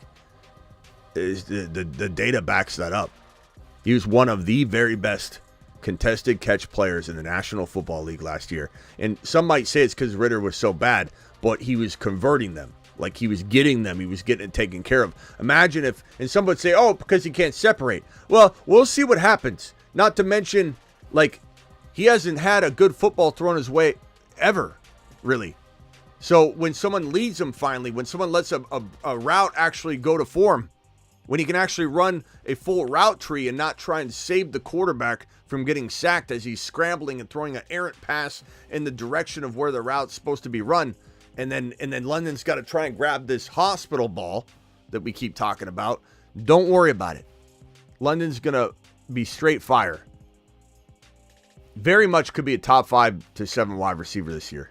Very, very much love London. The offense is going to be off the chart. Raheem Morris, very much in the consideration for Coach of the Year. All right, Biaggi, you got anything else? Just have you tried doing the Eliminator draft on Underdog? Yeah. Any of those yet? Yeah, I've done. I did a bunch of those. We've done a limit. We've been doing a lot of Superflex lately because Superflex, you end up getting Superflexed out. I remember last year we were kind of done with them. There's a point where all the drafts kind of drop off, and then Superflex is kind of the only one there to do if you aren't doing manias, and you end up getting a little Superflexed out. But once they go, you miss them, and when they're not around, you wish they were there. So we're kind of like digging into those right now on the live streams at midnight, because I go live Monday through Friday, 8 p.m. Eastern, which is this show. And I'm live whenever Big News breaks, but I'm also live at most midnights doing drafts, and we've been doing Superflex because they're here, so I just want to take advantage of it. But eliminators, we did those. We're doing manias. I'm gonna max out the manias this year. I'm gonna probably max out the weeklies as well. So I'll max out both of those and then go from there. Yeah, I'm doing weeklies in the eliminator right now because eliminator is just funny because I feel like you're just drafting for floor. Just funny. And you got to keep track of your buys, honestly. Yeah, I like the eliminators. What strategies have you been trying to deploy in the eliminator aside from the obvious? Like, how have you felt about them? Have you been like, oh, this might work, or oh, I kind of like this? Because I kind of love that you take away the repetitiveness of you've got to stack this way. You've got to worry about week 16. You got to worry about week 17. You got to worry about this. You got to worry about playoff correlation. You got to worry about this. That's why I love the weeklies. I love the weeklies because it rips all that from everybody. It is a little nicer. Yeah, and I kind of like that because I get tired of hearing Me too. all of the correlate. Yeah, you got to correlate your mother's meatloaf with your. You need that QB correlated with that wide receiver. If they're correlated with the correlation. Yeah, and you gotta bring it back. You gotta bring it back. I love I'm sure you can still run strategies like that, but I love the eliminator's fun. What's the other one? What's the other one that they added that was? There's like a sprint and a marathon, but I felt like that's too much correlation. Yeah, the marathon. I love the marathon. The marathon's great. Why is the marathon great? Because you don't even really need to have the stacking becomes less of a necessity. It's like a points race. And honestly, I'm an old dog, bro, in this fantasy business. When I started doing this professionally in 2002/2003, I got into the business because there was no trade calculator. I got into the business because there was no draft simulator. I got into the business because there was no bold content. There was no bold predictions. People, what's so funny is like when I tell people, I essentially coined bold predictions in the fantasy football industry. And you can laugh at that if you want, if you're new to the show. But back in 2002, there was no outside the box thinking. I was very much a redheaded stepchild in the industry because I was outlandish. Like, how can you make a claim about a guy that's never played football yet? They were all Excel sheet Erics with, box score Bobbies pushing their glasses up saying, according to my calculations, you can't say that until a player plays football. And I'd be out there going, Adrian Peterson's going to be the best running back to ever play the game. And everyone's like, he's too upright. The stats don't, Adrian Peterson, believe it or not, back when I think it was 2008 or 2010. He was, as a rookie, he was halfway loved and halfway hated. He was 50%. There was no like, oh, this is an obvious pick. He was very, very much an unorthodox pick because he was over 6 foot. He wasn't the 5'10" exact build that they wanted back in the day. It was all very statistical back in the day. There was no outlandish statements, and I came out with my bold predictions. I went on CBS and NBC Sports Radio. I started dropping in 2002, 2003, started dropping the bold predictions in unison with me creating content. I started creating the content because I went on the radio to do it, and I just that's how I started my whole business doing that. And they were outlandish to people. They're like, how can you say this? How can you come out and say this? This guy's never played a single snap in the NFL. You can't do this. You can't do this. People were so reserved. They didn't want to talk about it at all. The reason I'm even talking about this is you go into back then, what was fantasy football? There was a lot of total points races only. This whole Super Bowl matchups, they existed, but there was a lot of people because you played in by newspaper and you were writing it all out by hand. There was no Excel, there was no internet, to the degree it is in terms of using fantasy football. There was nothing that helped support you in the beginning stages of like 1997, I think the internet pretty much, I think it was like 98. 1998 is when you started to see some sites pop up. And so in 2002, 2003 is when I started learning how to, code sites, and I put up my own website. I started my own product. Even PayPal wouldn't allow you to take fantasy football purchases and memberships because it was considered gambling. Fantasy football was the redheaded stepchild. So 2002 was like really the beginning stages. There was a couple sites up like in 2000 and 1999, 2000, but I was like one of 10 people producing fantasy football content on a grand scale. There was so few people doing it. And but back in 1996 and 1997 and beyond, the internet was becoming kind of known. ESPN was up in 1997, like 1997, 1998. You load it and it'd be like, boop, boop, boop, boop, boop, and all the pictures, there'd be like one picture and it would take forever to load. There was no fantasy football league management, live scoring, none of that. So back in 1993, 92, 94, when I first started playing fantasy football, because I've been playing fantasy football since 1990, I believe 1992, 1993, you had to use the newspaper and you had to write it all down. And so total points made sense. Like you just kept track of everybody's total points. And my whole long-winded conversation, I'm sorry, is that when I saw this this contest for Underdog, what's it called again? The marathon? It's total points, right, Ron? It's total points, right? Am I thinking of the right one? Marathon. I think it is. Yeah, cumulative scoring, week 1 through 17. And that's it. There's no matchups. Correct. There's no week 17. Well, I mean, there's correlate. There's how do you like overcome that final week and score a lot of points. But I love this because this gets back to the roots of fantasy football for me. Because I love total point leagues more than I love matchups. It's in my blood. It's just built into me from the beginning in the early 1990s doing it, because that's the way a lot of people ran it. And then when the Super Bowl matchups came out and people wanted to mirror the NFL, I didn't like it. I didn't like PPR either when it came out, because I'm from the non-PPR days. PPR didn't exist. Anyway, but marathons to the moon. I love them. I love them. And you know what's cool about it is you can't the content creation of this no longer has a formula that you have to like stick to. You can create, like if this is your jam, like if let's say I wanted to talk more about weeklies and marathons for next year, I don't have to necessarily follow suit with the redundant over and over and over doing the same old thing, the stacking and doing this and then like we can come up with, especially given that some of these have never been run before, come up with some data after that and look at it for next year. But even the weeklies, looking at some of that data, it's not really strong because it's 1 year of data. And all the injuries, absolutely, and all the outliers, and the people that had Puka and the people that won't have Puka this year, and the people that had Kyren. And I think some of the teams that even had Puka, you'd be surprised at how many top 10 finishers in all of the different formats, the different contests, actually had Puka Nacua. Like it was wild to look at some of that. So you never know. You never know what things are gonna, what the future holds. And I'm very much a person that still believes at the end of the day, you're drafting best player available, trying to take into consideration some of the data you have in front of you that does make sense, right? Stacking where it makes sense. But if someone's playing best ball for the first time, I'm going to tell them to ignore that because you're going to get overwhelmed. Just start getting versed in drafting.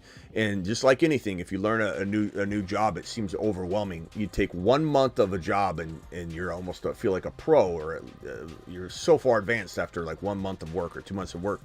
Best ball drafting, I mean, it's the same kind of thing. You draft a month straight. You don't have to draft all day long, but you're going to start getting really, really tuned into what you need to do to get through the draft and draft good value. And, how do you manipulate ADP? How do you try and draft the best value you can build? And then you start looking at correlations and things like that as you're going, but you can't do it all at once. People call in and go, tell me how to win this best ball league. And I'm like, bro, you just got to go do it. You got to go fail. You got to go fail and potentially draft a lot of bad teams before you can really, apply any of the really good knowledge on top of the good drafting. Rock Out is live. Rock Out, Marsman Rock Out. What's up? Yeah, what's your feelings on Adam? Bevan really took him this year. I don't like him, bro. I would almost say he could be a bust candidate this year. Ziggy, how old is Devontae Adams? What, 31 maybe? Yeah, but I want his birthday. Davante Adams is 31 years old and was December. born So on December 30. 24th, 1992. Ziggy, so 32 years old this year. That's hard to imagine without good quarterback, solidified quarterback play. Like, could Minshew do good? Yeah, I'm not saying he's awful. There could be some good production out of this QB room, maybe.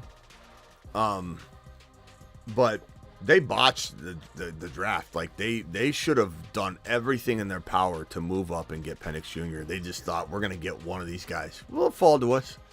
They didn't, and This is not going to be a good year for the Raiders, in my opinion. I don't think they're going to be awful. I don't think they're going to be the worst team in the league. I think Pierce is a good, motivating guy, a player's coach. I think Sabir White's going to have a great year. Bowers is looking phenomenal. This will be a pretty good team.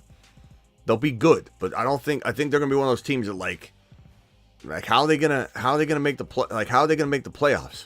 How are they going to grab a wild card spot? They're not, in my opinion. But will they be set up very? I'll take Adams over Nabers. I'll take Devontae over Nabers even. I think that's where I'm starting to like. I don't know. I'm not saying I for sure would or wouldn't. But Adams is going to be 32 years old this year, and he just doesn't. I don't think he's going to have the volume.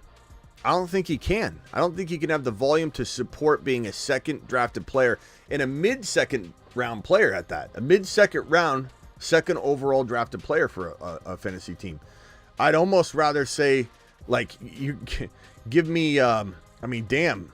Look, we could look at the ADP data on this, but. I mean, yeah, there's going to be probably people you can grab. I mean, you would rock out. Who do you like better? I'm gonna read off some names.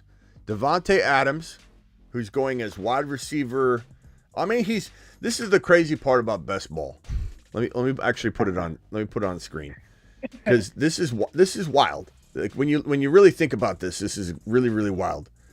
Devontae Adams, you know he's going high, right? You know he's going in the second round, and so you go look at the ADP data, and then you're like scrolling all the way down. Like, he's very far down, but because wide receivers are just so oversaturated in especially best ball, because everybody's doing it, which is why I think going against the grain is very smart this year. Going running back is a lot smarter than people think. It'll be remembered very differently at the end of the year. But you know why? Because everybody's consuming more and more best ball content. People are, you could say, more prepared this year overall than they've ever been going into best ball, but they're being prepared off of last year, and everybody's following the same damn blueprint. Like, so I feel like the advantage is kind of in a way going out the window, and the person going against the grain, against traffic, has an advantage if they land their picks. If they land their wide receiver room, then it's like game over if the running backs stay healthy. But you're sitting here going, okay, Adams is going in the mid-second round. This is the wide receiver. Wait, where is he? Oh, he's all the way down here, but he's at 19 overall. All these wide receivers are getting consumed. Let me ask you this. Rock out. Ayuk or Adams? Right. Ayuk or Adams? Ayuk. Ron Navy, Ayuk or Adams? This year? This year. Oh, man. I'm going to be happy. I'll go with Adams. I don't mind that. I don't have any skin in the game in this. Okay. Let me put this ADP on the screen. Yeah, I don't have a problem with any of these answers. Like, these are all really close, ADP picks. So there's nothing to scoff over. There's nothing to say somebody's totally off base. I don't mind these answers. Okay, let me give you. What about so we got Adams right here. Olave or Adams? Biaggia. Adams. Olave. This one's tough because, like, we know how good Olave is, but he's sitting him. I mean, him and Adams have the same situation. Like, they're yeah. I mean, is Rattler the guy? Like, what if Rattler's the guy? That's the one hope we have with Olave, but that's a hope. It's not a lock at all.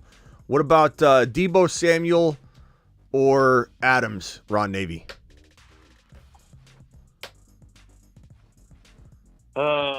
I got to go with Debo in this one. Yeah. See, that's my saving grace here is Debo's the guy I'm picking. So obviously I'm picking Garrett Wilson and Harrison Jr. and A.J. Brown and all those guys above. But when I get to like after London, of course London above, right after London, Olave, Ayuk, Adams, and Debo and Nico, I like Debo over all of Olave, Ayuk, Adams, Debo, Nico. Give me Debo. Yeah, I agree. He's so utilized. I love his ability to like get you a 30-yard touchdown run. You know, he's constantly being utilized. Okay, let me go over to this overall ADP. This is where I think it gets more interesting about avoiding Adams. So look at this wide receiver run of ADP. Once Barkley and JT are gone, the ADP data, this is not my ranking, this is best ball ADP data. It is wide receiver, wide receiver, wide receiver, wide receiver, wide receiver, wide receiver, wide receiver. After Barkley and JT are gone, all the way down to Devon Achane and Kyren Williams.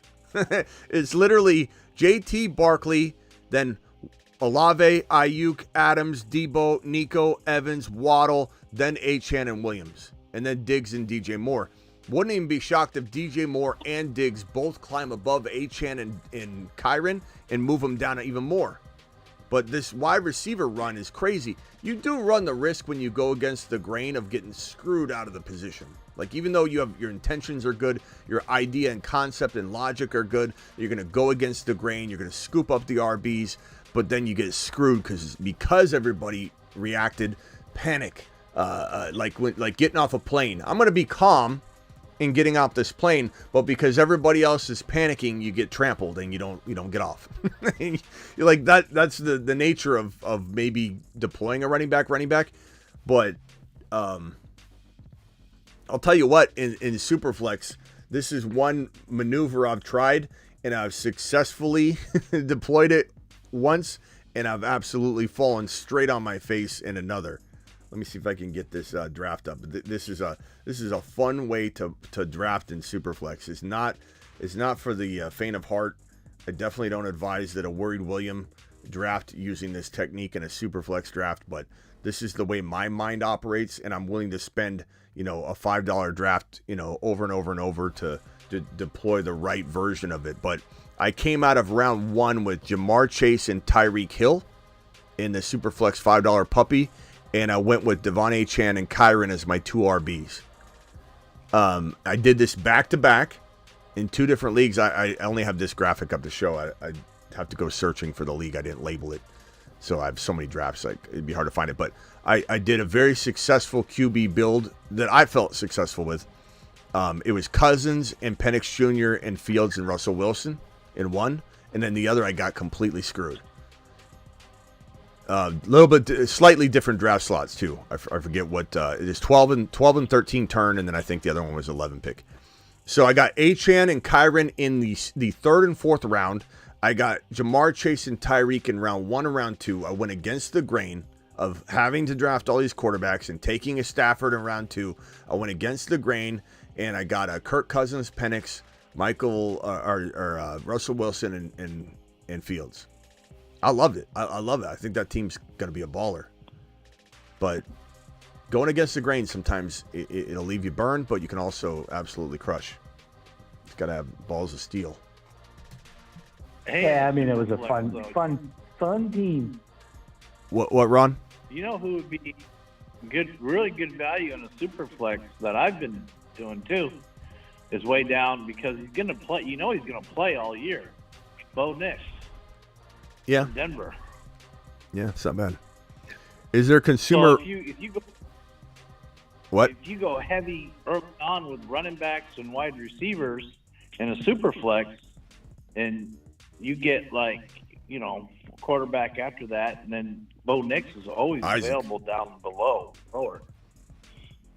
Isaac, appreciate you. Is there a consumer report? No, but there are rankings, competitions and stuff like that I've hit hard. I've hit really well on. In other years, I've bombed out because of Breece Hall or ACL injuries and such like. So you do see some of those things. But thank you for the super chat. $10 holler gets a moonshot. To the My moon. guy doing it live. All right, guys, I'm going to cycle you off the phone line here. Let's see. Matt Biaggia, final thoughts. Nothing. Keep doing what you're doing. Keep grinding. Love the show. All right, later, bro. Rock out. Any final thoughts, my guy? No, I'm good. Appreciate it. All right, I'll probably be back tonight. I imagine. If not, I may do a actual premiere or a rank ADP show. So we'll drop that. I might do a premiere instead. I'm not sure. I might come back to draft. I just got to figure out what the rest of my night looks like. All right, appreciate you. Rock out. All right. Later, bro. Ron, any final thoughts? Yeah. Keep your premiere for tomorrow because we need something for tomorrow. You don't go live on Saturdays usually, unless it's like really nighttime. news. Nighttime I do, but midday, yeah. I'll start doing more Saturday stuff, but yeah, I'm usually live Saturday night. But yeah, I'll figure it out. I don't know if I'm going to be here, so I want some video tonight. I'm always live Friday night and Saturday night, pretty much. I've taken occasional ones off, but yeah. So we'll have to see what I can. I just need to make sure I got something tomorrow night and tonight. All right, Ron. Appreciate your $20 holler. Call in tonight if I am live. Oh yeah. You totally missed my 10 gifted memberships at the beginning too. Yeah, I gotta fix that. Hold on, let me look. I look at the end. If I feel like I may have missed it. Deckard celebrates his 12-month. Left corner, and I gave 20 and 10 memberships. You gave 20 memberships? Hold on a second. Hold on. No, I gave 10 memberships and 20 super chat. Attaboy. Yeah, Ron, 10 gifted memberships. I'm sorry, Ron. I didn't see it, but I gotta fix that. I gotta figure out a way to get another plugin that will help make sure that I like you used to have the MTV Spaceman come up there. I know. I gotta fix that. I don't know why it doesn't do it. I've tried to fix it. It's not something that's in my control, but occasionally I can get it reset and it works. But Ron gifting 10 gifted memberships. Thank you for that, Ron. And then celebratory message. I just because I know that it messes up on me. At the end of the show, after I get everybody out the phone line, I don't know if you've noticed this, but I go through all this. So I would have found it. I would have found it, but at the end. Deckard, 12-month membership. Deckard says, longer than a year. Thanks for all you do to the chat. Thank you. Appreciate you, Deckard, for dropping that super chat earlier. Mark with the 13-month membership. Smitty, Gibbs third. Oh, already answered that one. Thank you, Mark. And I would go probably Gibbs and then just redraft. You'd probably be able to redraft him pretty easily. Parsons said he wants to play for Tomlin. Rhonda, do you have any thoughts on that comment? He said that if he didn't play in Dallas, he would like to play for Tomlin, but I don't think that's happening. But I think he's trying to. Why is Tomlin always the guy that gets all the player support, like when a player wants to potentially get paid? Like Ayuk is like, he's making comments on the Tomlin tweet about how they looked alike, and then Tomlin's always getting in the mix on that. But yeah, there's no thought in your mind that Parsons would ever end up a Steeler, right? No. Yeah, I don't think so. I don't think so. I mean, I won't say ever, but no time soon. Excel Eric, thank you, Flood. Appreciate everybody dropping your super chats. I got Just Sherman. I got that boy, Adam, Amon, Rock Out, Decker with the 20, Ron with the 20, Superfish with the 20, Overcome, Amon again, Calvin, Isaac, and Justin. You guys absolutely rock. Thank you. And then we got one more super chat from Justin that just came in, and Justin says, Ayuk over Waddle and Ayuk over Olave. So in order, Ayuk, Waddle, Olave, Evans, Nico, Adams, Debo in best ball, Smitty to the moon. I mean, look, you can't argue with anyone's ranking. I mean, I have Debo number 1 on that list personally. But I do like Nico, but I can't draft him in the second round. I just can't. That's where his ADP is. I just can't do it. I can't draft Nico in round 2. I can't draft Nabers in round 2. I can't draft Waddle in round 2. Evans is even hard to draft in round 2 because he's older, and I just worry about when he's going to drop off. Olave is hard to draft in round 2. I just would rather I'd rather take my chance on Josh Allen at the 2-3 turn in round 2 with my round 2 pick. I just would rather have I would rather just say, give me the best score in fantasy football, and then I'll go bargain shopping with Keon Coleman instead of getting, a Waddle. Like, I'll take Keon Coleman, or even better, Jaden Reed or whatever, and take my chances on that versus losing out on getting the highest score in fantasy football in Josh Allen. That's just how I feel about that second round. That second round is so tough with wide receivers, which I touch on again in this ADP video that I'm still editing that may or may not be dropped tonight or tomorrow. Real quickly, Biaja, appreciate you. Oh, you call back in one more time. What was it, Biaja? Yeah. What time? So you're drafting at midnight tonight? I don't know if it's tonight, but most midnights I draft. Are you on Superflex right now? Is that what you said? Because I've done one of them. Probably be Not Superflex. one of my strong It'll suits. probably be Superflex, just because they're going to be gone pretty quickly. They'll They're probably on there. start another one right away, but I don't know. So the fact that the Superflex is filled up pretty quickly, I think they're at. Let me pull it up and look. It's like 65% full. So All right, get back on around midnight. well, I'm going to 'cause try, I can't stay up that late. Biaja. I'm going to try, Biaja. I'll do my best. All right, later. All right, later. John, you got about 30 seconds to a minute. Go ahead. Hey, I just live. want to get your thoughts on Ricky Pearsall and why you think he's, the next dude up there. I mean, he just. You don't have to make it long. I mean, we were doing the prospecting process, like, he stood out. He was on my receiver board between 4 and 7. So this is nothing to do with landing spot at that point, right? I'm just telling everybody, Ricky Pearsall is a dude. He's a dude. He might even be better than McConkey if you go back and watch that video, is what I said. He's just so good. I like him. I like him so much that I wanted Buffalo to take him. Like, if he landed in Buffalo, I'd be ecstatic about it, But I like Keon Coleman. He's growing on me a ton. I really, really think he's going to be good. He's a hard worker. I like the way he's developing right now, because a lot happens when you get into the NFL. What's your mindset? What's your work ethic? How much does your quarterback love you? What's the opportunity look like? All those things could make Keon Coleman a better player than he ever should have been. Just like Devontae Adams, while he was going to be a great player, no one's saying Devontae Adams wouldn't have been even a low-end elite wide receiver in the National Football League, no matter what. His situation and Aaron Rodgers made him into a player he would have never been had he not had it. And I don't care what anybody says, situation is a big part of everything. So you give Keon Coleman this Buffalo Bills situation, he very much could be a better wide receiver than he was ever supposed to be. And when, let's say, he gets traded or he signs another contract somewhere else someday, like Adams, he's going to take all that with him. It's not like he loses it because he loses Josh Allen. Josh Allen's going to turn him into something special. Diggs was a good player coming out of Minnesota, but everybody that says Diggs made Josh Allen, bullshit. It's the other way around. Diggs came from Minnesota looking good. Like, dare I say he was like, Nico Collins level type player. He was very good coming out of Minnesota. He was never thought of being a top 5 wide receiver or anything. He was this very good wide receiver. He made a big catch, and everybody, liked him a lot. But Josh Allen made him. It's not the other way around. You're misremembering it if you think Diggs made him, because he wasn't that player beforehand. They help make each other too. Like, that's another unstated point. Like, Josh Allen will be the first one to tell you, like, without Diggs, he may have not been the player he is. But Josh Allen has more to do with Diggs than Diggs has to do with Josh Allen. And Josh Allen is so capable of spreading it around and doing it with his legs that it's like, it's evident. But I like.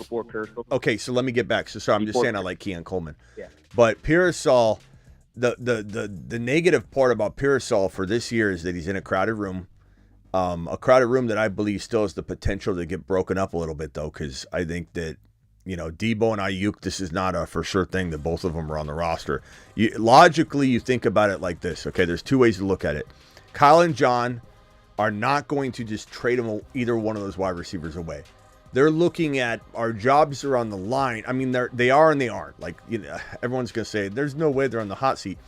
But like if they went out and shit the bed and Purdy ends up not looking the part, there's some problems, you know what I mean? So they're sitting here going, this is a crucial year for us. The window's closing. Kittle's getting older. CMC is getting older. You have a very small window here to be the best team in the NFC. And I think the Eagles are, but a lot of people's minds, they're the best team in the NFC by far. And talent-wise, they pretty much, are right there, if not the number one team. I think the Eagles are going to be better, but that's for a lot of other reasons combined. This is your last year of having this all together. The band is together for one more year. So you're not going to hand away Ayuk or Debo just because you have Pearsall.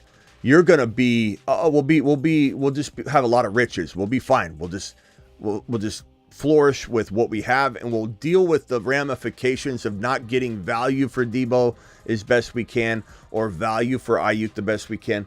But if they do believe that getting rid of Debo makes the most sense financially for the Brock Purdy deal next year, and in order to sign Ayuk, and they want to sign Ayuk, let's say they decide we're going to pay the $30 million a year, we're going to give him $80 million guaranteed. We never wanted to. Our plan was to give him 65, but we'll do it. We'll give him $80 million guaranteed. In order to do that, though, we have to get rid of Debo to justify it, get Pearsall in that role, and then it all makes sense for us. I believe that's kind of the way John and Kyle will potentially look to approach it.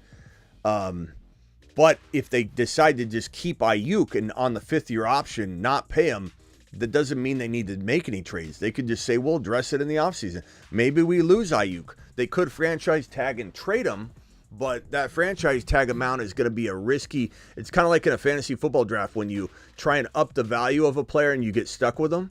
You're like, it's like, someone says Henry $70 or $65 and you go 70, and then going once, going twice, you're like, no one else is going to bid, and then you win them, and you're like, damn it. I was just trying to drive the price up, and I got screwed with the player. You can't just franchise tag him and expect somebody to for sure trade for him, because that franchise tag this year is $22 million. It's going to be so much more costly to franchise tag a wide receiver next year. So to tag him may not make sense. It may make sense. It depends how he plays. But there's still a very real possibility that this wide receiver room does not need all of them with their long-term plans with Purdy and the contracts and everything they got to do. It makes more sense to not make any moves at all and not sign Ayuk to a long-term deal.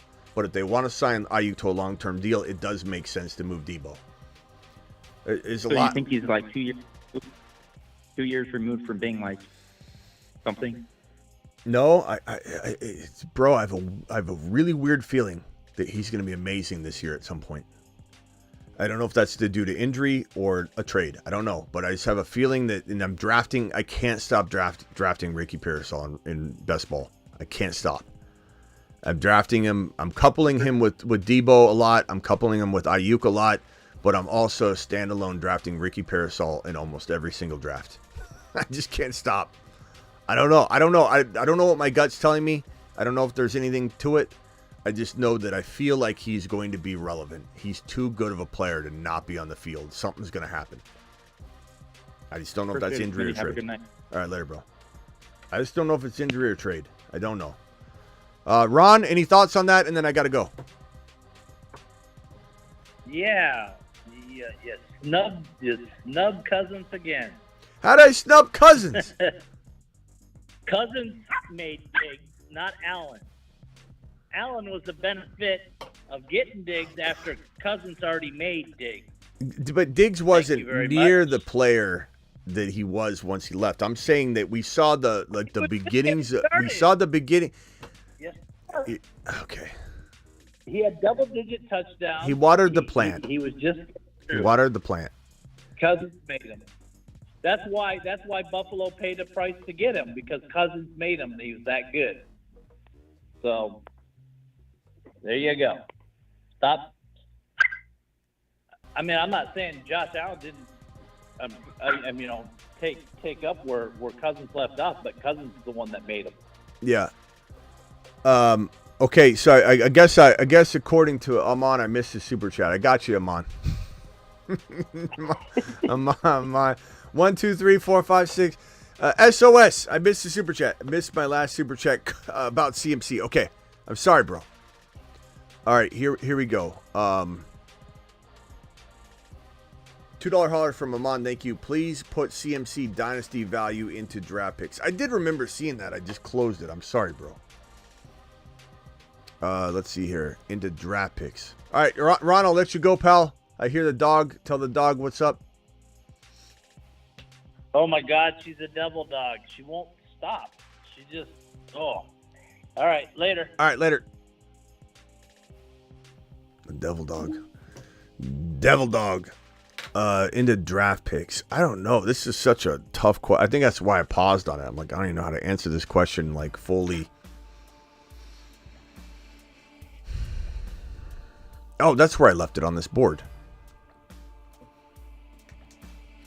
I guess I would say like clearly the 1.1 is greater than the CMC by far. So let's just like go down the gauntlet of picks, and then we can start talking about like multiple picks, right?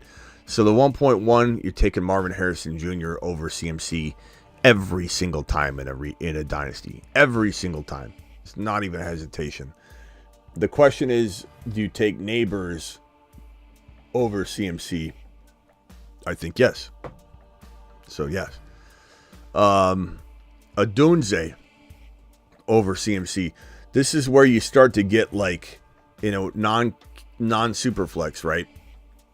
You start to get like, what's my team look like? What's my build look like? How many championships can I win with if let's say he does play a year and a half or whatever? Maybe he plays 2 years. Who knows? But you're getting, at least you're hoping 1 year out of CMC, but you can win, $1,000 cash from this league, and you don't know what a Dunze is. This is in a 1 QB setting. So I probably feel like, I probably feel like this is where, some might start to dance around a little bit. But at the same time, you could still say, like, someone is not crazy for liking, Benson and maybe just a tad bit of something else over CMC if you want to make sure. Or Jonathan Brooks. I mean, who here would rather have Brooks over CMC in a dynasty? Can I get a vote on this? Brooks or CMC? Put Brooks or CMC in the chat. Let's just get a gauge of, is 5 or 6 overall where you could put Brooks if you wanted. Is that 1.5 worth more than CMC? Which is what I'd say we'd have to take Brooks a little early and solidify that 1.5 as that pick, right? So vote, Brooks or CMC? Because if you say Brooks, then we got to put 1.5 is greater than CMC. My phone died. I didn't think you all still would be here. Of course, Sick Nasty. We try and get out of here, and we never do. Win now, CMC. That's a tough one. I think CMC. Brooks or CMC? We got Jacob says CMC.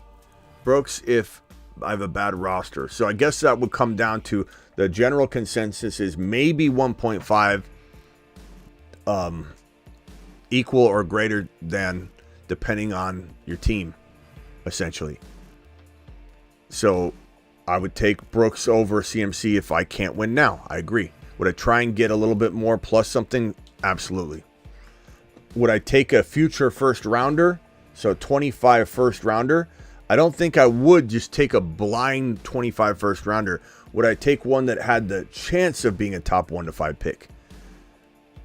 Maybe, depending on my build. If I'm not going to win now, again, greater than equal then. I'd rather just let the wheels fall off and go win some cash money. If I can't win now, then what's the good in keeping CMC right now? You've got to trade him.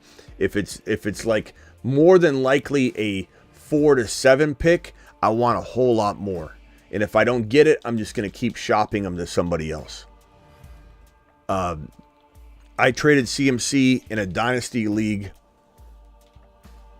for, it's a follower league that we have about 3 of these that are lingering out there from the olden days. I traded CMC in a Dynasty league just recently, and I got DK and Achan. I think I gave up a 25 second. I'm not sure. I don't remember, but I'll throw that in just for good measure. So I think I traded this. I got Achan and DK for CMC in I believe a second, if I remember correctly. I'm not positive. It might have just been the 2 for 1. But this is the kind of value I'm looking at. In terms of draft picks, it becomes a lot harder to say what draft capital is 1.3 better than him. Probably. but it gets dicey depending on what your team looks like. So I would say draft picks is tough. Draft picks is a lot tougher. This right here is a smash trade for me. I love DK Metcalf. I'm fine with him in Dynasty. I love Achane. I'm fine with him in Dynasty. CMC's got the question mark 1 year left, but probably 1 year left. That's how I get rid of CMC. That's how I do it. I go after a doubted player in Achane. Oh, I'm so worried. He's falling. He's plummeting. He's falling into round 3-4. When a player's falling down, that's when you trade for him. Because if he's falling down, that means his owner might be looking around and seeing it, or they're one of the people driving his value down out of fear.